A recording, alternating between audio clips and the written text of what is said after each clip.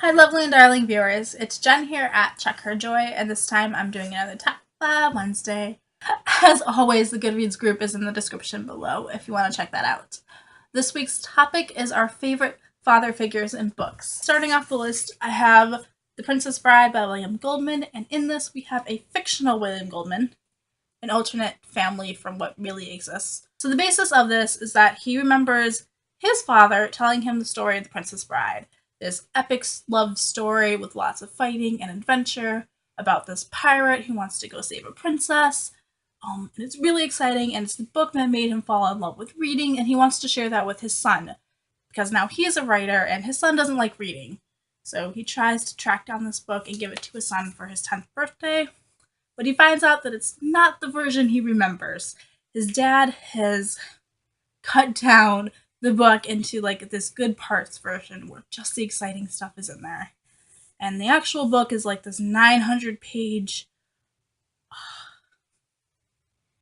really political satire with lots and lots of like history of this country of Florin, and there's lots and lots of commentary by the author. And so for a 10-year-old, that's not very exciting. So William Goldman sets out to cut this book down into what he remembers his father reading him, and in the process, we get to explore what stories mean to us, like what we get from them, what we care about these stories, and what an impact they can have on us growing up, and how they like get inside us. I don't know how to describe this book, but it is really awesome and amazing. And I love the story with Buttercup and Wesley and Fezzik and Ninium, the swordsman. I love that story and that plot line and that adventure, and it's really awesome. But I also love this other story that's going on with William Goldman trying to pass on the story to his son. Um, I love that. I love the whole book. It's awesome. And it's also really funny and amazing. So I love The Princess Bride, and I love that father-son relationship. Next from the selection series, I have King Maxim. So in the first 3 books, we have Maxim as a prince trying to find his wife. And in the last 2 books, we have Maxim as king, and his daughter Edelyn is trying to find a husband. I love Maxim in all the books, but in the last 2, The Heir and The Crown, we get to see him being a father, and as king and as leading the country. And he has to walk this, he has to kind of balance all these things that are happening. He needs to lead the country, but Edelyn's also at an age where he needs to teach her how to run the country also, and let her make decisions on her own so that she can see the ramifications of what happens. And he's trying to teach her how to be a good person, but it's also really hard when she's very secluded in this castle. And I love how hard Maxim tries. And not just with Edelyn, but with his sons also, like with all his kids, how much he just loves being with his family. Next, I have Matthew Cuthbert from the Anne of Green Gables series by L.M. Montgomery. Matthew and his sister Marilla are running this farm, and they're both getting older, and they can't do all the physical labor anymore. So they try to adopt a young son, but instead they get Anne Shirley, who is clearly a girl. And I love the relationship between all of them, Matthew and Marilla and Anne. But Matthew has this very strong guiding influence on Anne, and I love watching them. I just think he is so good at like trying to understand what Anne's going through, especially when she has a tendency to like always make mistakes.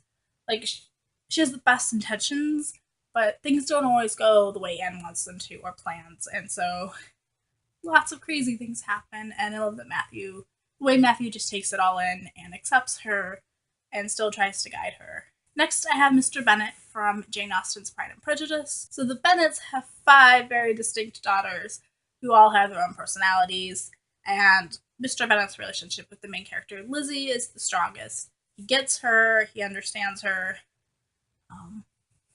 he allows her to read and explore and form her own opinions and supports her decisions, which I love. I also love his reaction to his younger daughters, Kitty and Lydia and Mrs. Bennet, who are much more ridiculous and very worried about fashion and boys and marrying off the girls. And I love how he just takes it all in stride and finds the humor in it. He's also very dedicated to his daughters. So when Lydia gets into trouble, like how fiercely he tries to protect her and save her, and how he's really just worried about whether or not Lizzie and whether or not the girls are going to be happy with who they marry, more so than the wealth or position they could gain from a marriage. So the last book series I have is the Harry Potter series by J K Rowling, and Harry has a lot of father figures, from Uncle Vernon, who's not so great, to what I consider to be my favorite father figures in the books, and they are Arthur Weasley, who does the best he can despite the fact that he has so many children and is easily sidetracked by Muggle inventions, and is fighting really hard for the Order. It's really hard to keep track of that many kids. To Sirius Black, who just can't physically be in Harry's life as much as he wants to, and also Sirius sees Harry as this replacement for his best friend James, Harry's father, and he wants Harry to be James, which is not necessarily the best thing for Harry. To Rubeus Hagrid, who is just always there for Harry. He's very supportive, but I don't think Harry ever really gets to the point where he sees Hagrid as a father, more of like a best friend or a teacher or something.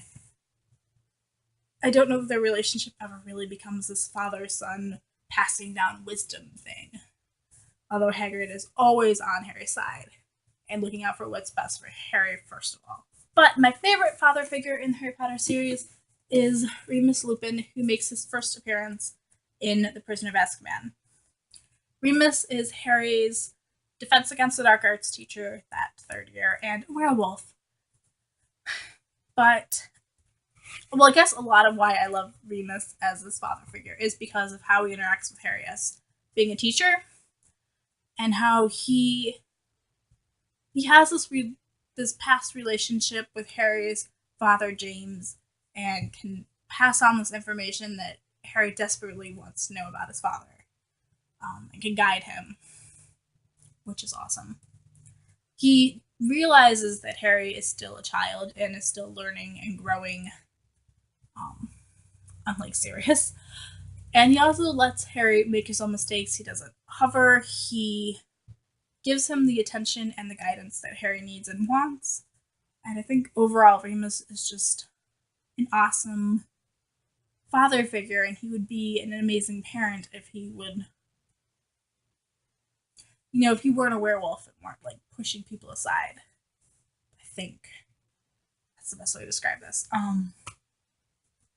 Yeah, and Remus continues to look after Harry even when he's not at the school and not part of Harry's everyday life throughout the entire series, which I love about Remus. So there were my top 5 favorite father figures in books. Let me know what your favorites are. Yeah, so peace out. I love you guys and keep reading. Bye.